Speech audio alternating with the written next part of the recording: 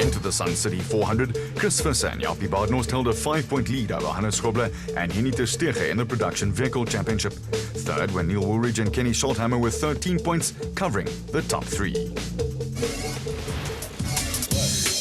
The Donaldson Prologue to determine start positions is a race within a race. The top 5-seeded drivers draw for positions, and while crews don't enjoy the Pathfinder role on the road, Toyota driver Anthony Taylor was in a philosophical mood. Yeah, look, I mean, I see the veld has burnt, so it's normally the roads are pretty clearly marked. The guys do a fantastic job, so I don't think it's going to be too much to be worried about. However, the competition is going to be close, you know. Hopefully I can get in the top three for the start for tomorrow. But my biggest concern is to finish this event. I've done it 2 years now and I haven't finished it once. So my biggest aim is to first finish and then hopefully finish on a good result. In a departure from the norm this year, the Donaldson Prologue was shortened from 100 km to 60 kilometers. The route was bordered by the R565 and the R566 national roads and would give crews an early indication of the sort of conditions they could expect during the race proper.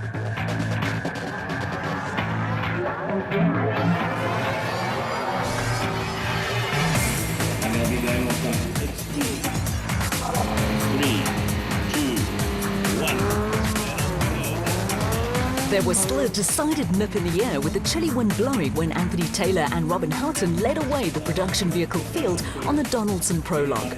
Now an established part of the ABSA Off-Road Championship, the Prologue plays a vital role in the overall scheme of the race. Gone are the days when cars started at 2-minute intervals conveniently known as dust gaps. Races are now run in real time, which means crews start as per their Prologue times. With a good grid position uppermost in the minds of the crews, there is some hectic racing. After disappointing results in the last two races, Gary Bertelt and Andre Vermeulen bounced back in emphatic fashion by winning the Prologue in the Atlas Copco Toyota Hilux, ahead of Anthony Taylor and Robin Houghton in the factory Team Castrol Toyota Hilux. There were 11 seconds between the two Toyotas, with third place going to Thomas Rundle and Joan Moore in the Baden Nissan Navara, who also bounced back after two non-finishes in a row.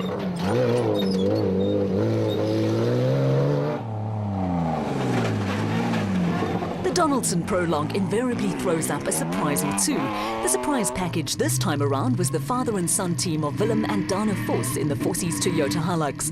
Prior to the Sun City 400, the pair had produced nothing startling by way of results, but this was home ground for the Rustenburg pair, and they took full advantage of local knowledge to set the fourth fastest time. Another crew with nothing to brag about after 3 rounds of the championship were former SA champions Terence Marsh and Bux Carolyn.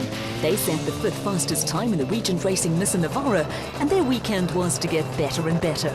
Marsh is Chief Executive Officer of Prime Media and won the SA Championship in a special vehicle before turning to the production category, while Carolyn has won national titles both as a driver and co-driver. It was a timely return to form for the pair. There were pockets of spectators scattered all along the route, with the weather starting to warm up. The racing was also hotting up, and only 2 seconds behind Marsh and Carolyn were Neil Woolridge and Kenny Scholthammer and the diesel Ford Ranger, and Mike Whitehouse with Matthew Carlson in the second Regent Racing Navara, with both crews setting exactly the same time. The Regent Racing team is a real family affair, with Whitehouse, Carlson and Marsh all brothers-in-law. Over the last 2 or 3 seasons, Whitehouse and Carlson have also built up an enviable reliability record, and going into the Sun City 400 were one of only 2 crews with a 100% start-finish record in 2010. In their first season in the production vehicle category, the Free State pair of Loder Brain and Rian Greyling had a good run in the Rubicon Ford Ranger to set the 8th fastest time. The Rubicon entry came in ahead of Christian de Ploy and Henk Janse van Vieren in the RFS Toyota Hilux. Right behind them were teammates Hannes Grobler and Hennie ter Steege in the diesel RFS BMW, with the veteran former SA champions taking time to settle into a new environment. A slight overshoot cost Grobler and ter Steege a few seconds, but the turbo diesel Beamer was again showing plenty of potential, and around pit lane there was talk of another BMW being commissioned and put into service next season.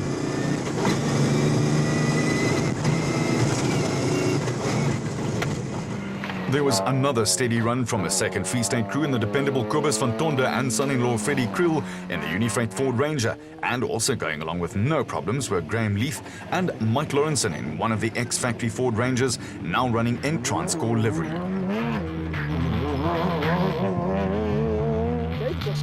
Bridges along the route provided good viewing points on what is a spectator-friendly event.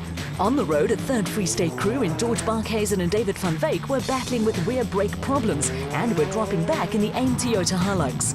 Also way down the pecking order were SA champion Duncan Voss and Rob Howie with the Team Castrol Toyota pair hit by a couple of punctures, but their woes were to pale into insignificance.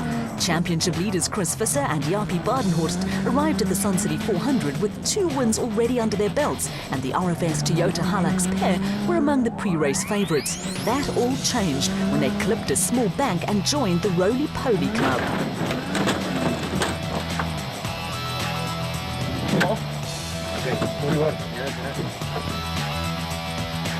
Rolling out of the prologue was a disaster for Chris Visser and Jaapie Badenhorst, but there were no such woes for Potchefstroom crew Dewald van der Daar and Johan de Tooy. The reigning champions were running at the front of Class D in the Northern Toyota Hilux and had a comfortable cushion over Dion Venter and Ian Palmer, who were showing signs of a little ring rust in the 4x4 Mega World Toyota Hilux. The second 4x4 Mega World Toyota in the hands of Pikkie Labuschagne and Rikus Erasmus was running at the front of Class E, where they were one of 3 crews to have won a race this season.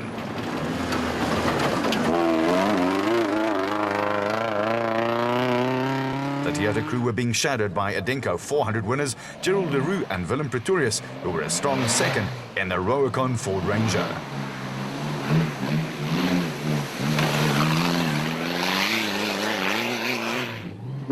After giving the RFS BMW its debut in KwaZulu-Natal, Chris de Plooy was back behind the wheel of a Toyota Hilux with reigning Class E drivers champion Jannie Visser doing the navigating.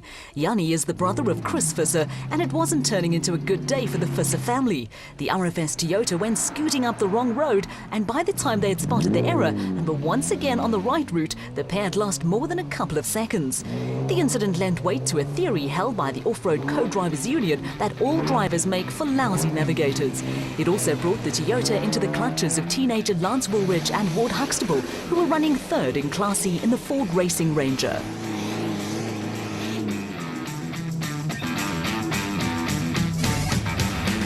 At the end of what was a tough Donaldson prologue, it was time for technical crews to swing into action and get their charges back into A1 condition for the race. For the Atlas Copco team, a maiden pole position put a broad smile on Gary Berthold's face. It has been a long absence. It's our first pole in SP, and nice to be back there, I must say. I feel a great achievement.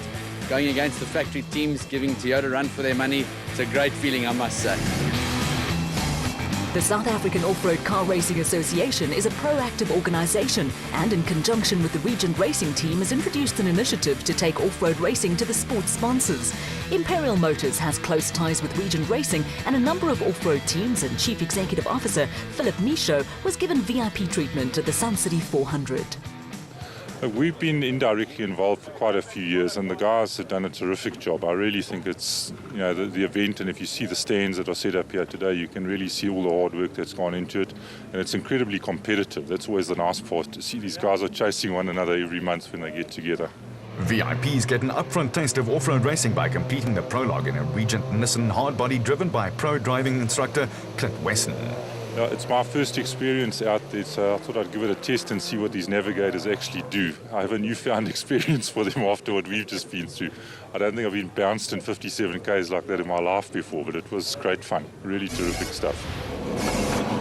In all forms of motorsport, nothing stands still. There is constant development in terms of machinery, with teams always searching for that little extra that will give them an edge over the opposition. The sports value as a marketing tool to create and maintain awareness in a huge variety of products and services is also exploited, and former South African champions Cully and Quinton Silwald had a new sponsor on board in Elegant Fuel and were hoping to give them a dream start. We hope so. We've done a lot of testing now in this off-season, and with Elegant Fuel coming to the party, a big race for us this weekend. We're going to try and get a good result with the Elegant Fuel bat. There were also new sponsors on view in computer company Lab 88 and cellular phone company HTC, who have linked up with the flamboyant Bevan Berthold and a new bat in Class A in the special vehicle category. Yeah, it's nice to get back into it and commit to it 100%. We had a lovely company, Lab 88 and HTC cell phones come along and help us. And so Lab 88 being a computer company that knew nothing about off-road racing, and yet they did a whole scan to see if it'd be worth it, and they got some very good results from Toyota and Ford and Nissan and that from seeing that you do get coverage. And so obviously the car's fantastic, exciting, a new bat built by Romano and Brandon, and so hopefully we can just keep the sponsors happy and come home and have a good race, you know.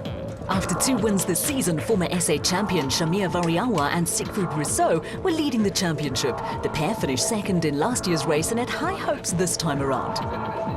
We've had a good start for the year. Since it is always one of our favourite races, we like to come and race here. It suits our car. We've prepared the car, you know, there was lots of time. So we hope for the best, you know, we're going to give it all we can.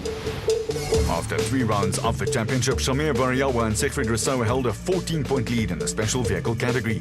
Second were Johan van Staden and James Rousseau, who earlier in the season made history by becoming the first Class B crew to win a national event overall. The Special Vehicle Brigade also draw for prologue start positions, with Shamir Variawa quite happy with number 1 on the road. No, I think I was looking forward to getting number 1 for this prologue, because I believe the Buckies are starting first, and I would like to be the first special to start, because I like the terrain, and we know we always go quick here, so I'm happy to be first.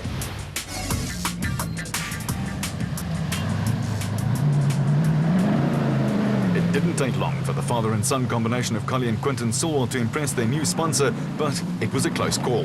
The Elegant Fuel Racing bat finished just 4 seconds ahead of the impressive Lab 88 bat of Bevan Berthold and Dani Stassen, with the pair slowed in the latter stages by an engine that suddenly started losing power.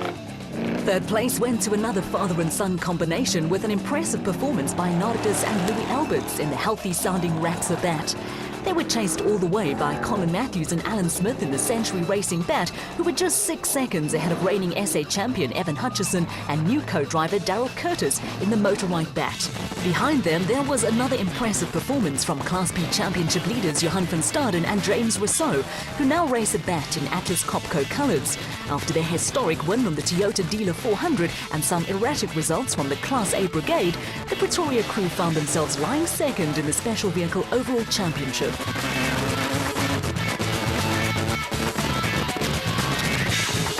Despite it being mid-July, there were plenty of wet patches along the route, and Van Staden and Rousseau got a good soaking at a water splash. Hot on the heels of the Atlas Copco crew were brothers David and Gary White, who were going well in the Rurikon bat. The White brothers were the meat in an Atlas Copco sandwich, and charging along behind them were Nick Harper and stand-in co-driver Kevin Hume in the Atlas Copco bat running in Class A. Behind Harper and Hume, who was standing in for the injured Ryan Harper, a small overshoot saw an over-enthusiastic Naheem Mosaji and Rayon Barhania lose a little time in the Maxxi's tyre rack porter.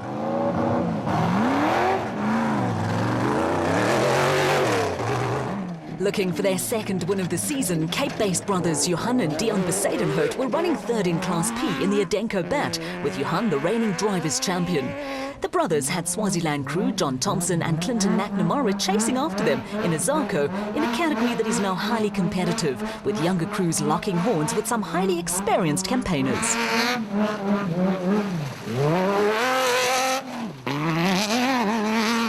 Off-road racing is very much a family-orientated sport, and running at the front of Class B were Benz Besadenhout and daughter-in-law Lindy, who's married to Dion, who was a couple of cars ahead. The father-in-law and daughter-in-law were having their first outing of the season and were leading Class B ahead of veteran driver Kutsia Labuskaghni, a former Blue Bull scrum half, and his daughter Sandra. For the Labuskaghnis, it was also their first outing of 2010.